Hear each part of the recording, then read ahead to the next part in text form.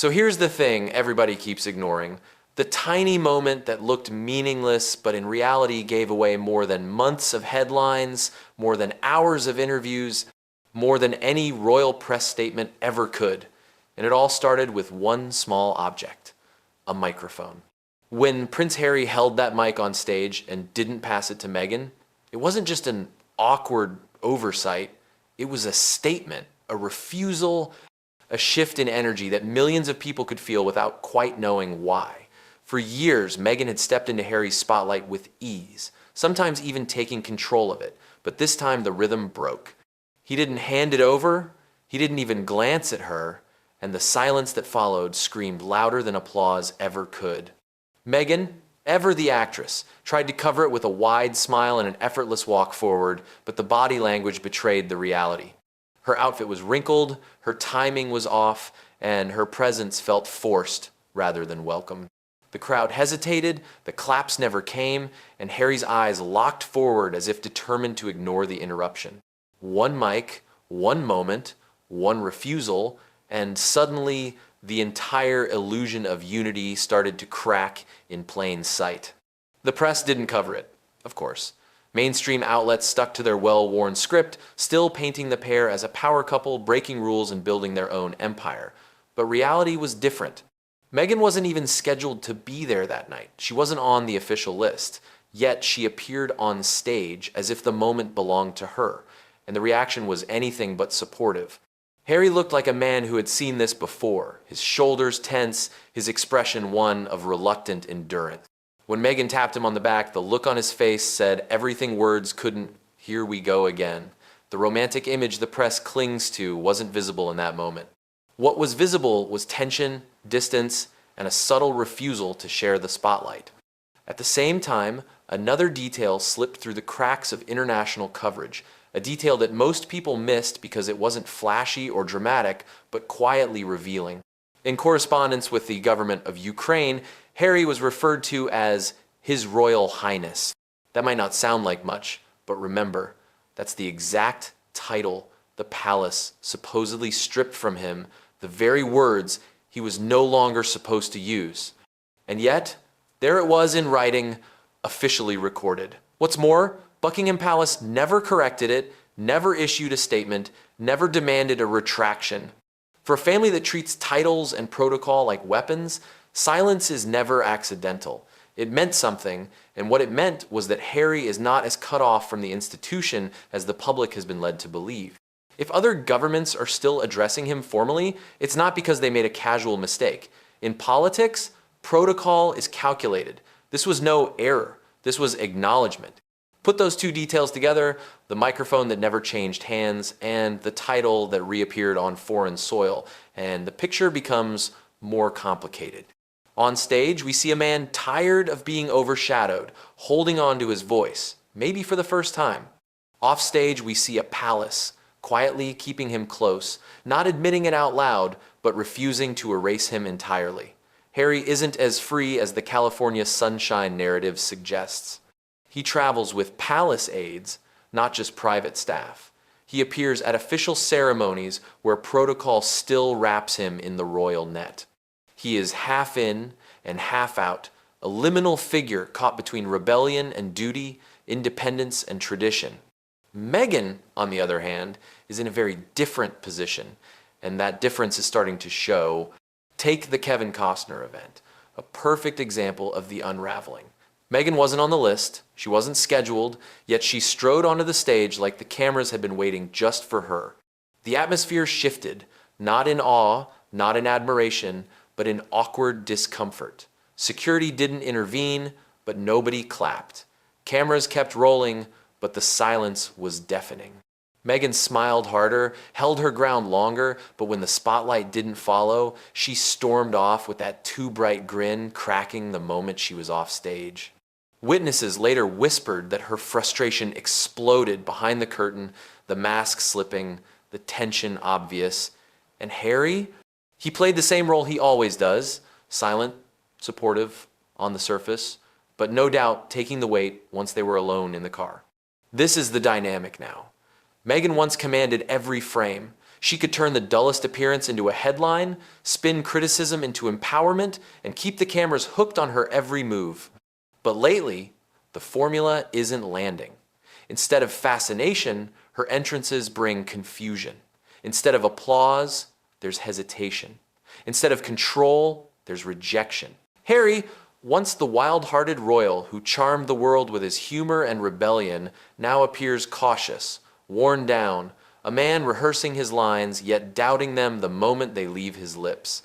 He's not fully in the royal family anymore, but he's not fully out either. He's not fully committed to Meghan's Hollywood dream, but he's not willing to abandon it. That's not freedom, that's limbo. The media plays both sides, as they always do. One week, the headlines whisper about reconciliation, claiming Harry will reunite with Charles in exactly 6 years. 6 years, a bizarrely precise number with no explanation, more placeholder than prophecy.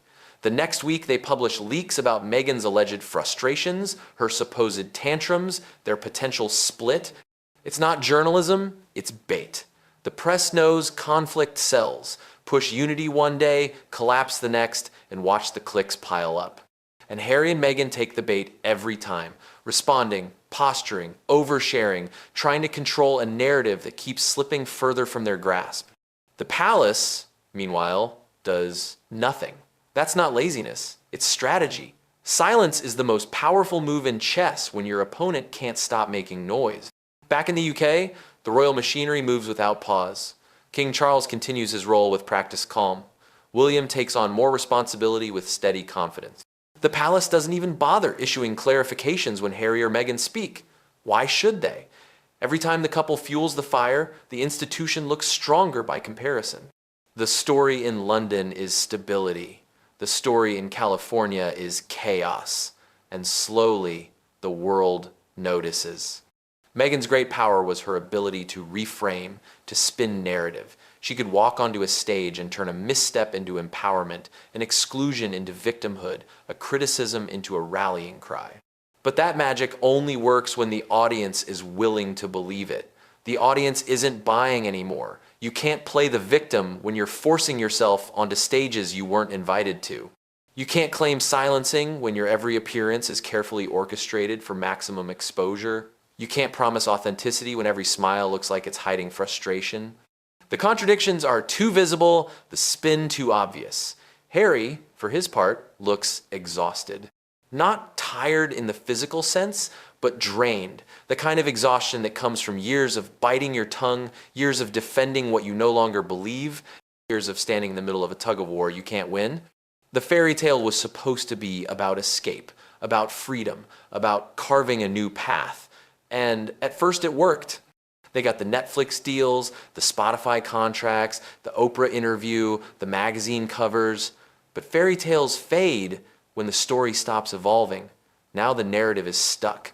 Harry and Meghan against the royals, again and again. The same beats, the same complaints, the same drama. Meanwhile, the world moves on. Attention shifts.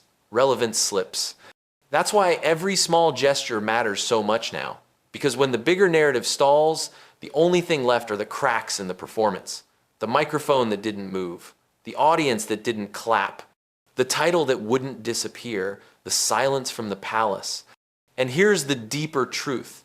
This isn't just a marriage showing strain. It's a brand collapsing. Meghan once symbolized glamour, rebellion, empowerment. Now, she symbolizes contradiction, intrusion, desperation.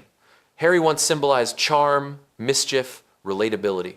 Now he symbolizes hesitation, confusion, fatigue.